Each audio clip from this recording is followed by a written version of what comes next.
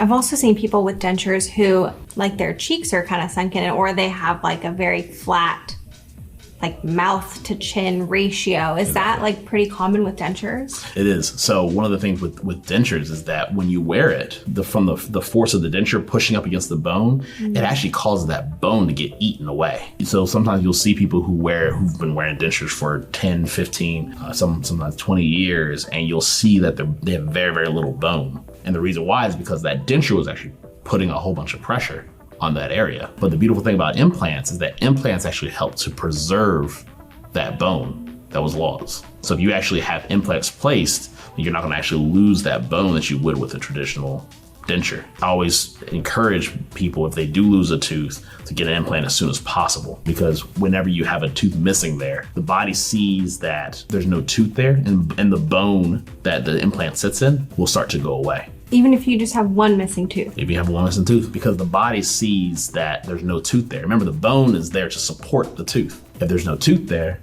what's the point of the bone being there? I see a lot of patients that come in and they finally have decided that they want to get implants, but they've been missing that tooth for so long that there's no more bone there. What happens in like those cases where there is no more bone? Well, there's definitely still other surgical options there, but you have to also think about it. There's additional surgery that you now have to do. That's additional costs, things of that nature that could have 100% been avoided.